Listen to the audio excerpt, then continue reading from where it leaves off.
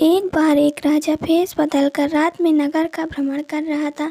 अचानक वर्षा होने लगी। उसने एक मकान का दरवाज़ा खटखटाया। अंदर जाकर राजा ने एक बार स्वामी से कहा, मैं कई दिनों से भूखा हूँ। भूख के मारे मेरे प्राण निकल रहे हैं। जो कुछ हो मुझे तुरंत खाने को दे दो। घर का मालिक स्वयं अपनी पत्नी और बच्चों सहित 3 दिन से भूखा था। घर में अन्न का एक दाना तक न था। वह बड़े धर्म संकट में पड़ गया कि अपने भूखे अतिथि को कहाँ से भोजन कराए। तभी उसके मन में एक विचार आया।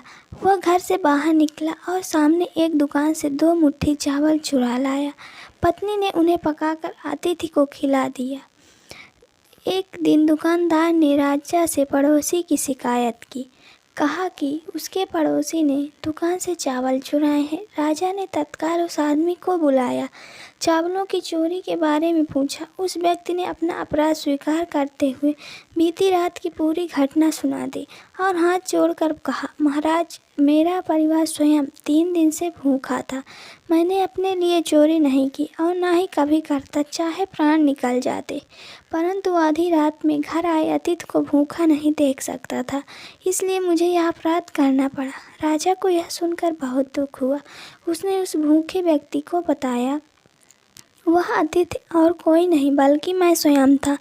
फिर उसने उस दुकानदार को बुलाया। पूछा कि क्या तुमने अपनी दुकान से पड़ोसी को रात में चावल चुराते हुए देखा था? दुकानदार ने कहा कि हाँ, मैंने उसे देखा था। तब राजा ने कहा, इस घटना के लिए प्रथम दोषी तो मैं स्वयं हूँ।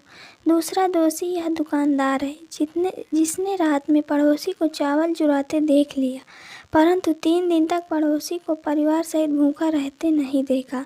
इसने अपना पड़ोसी धर्म नहीं निभाया। तब राजा ने अपने कोड़े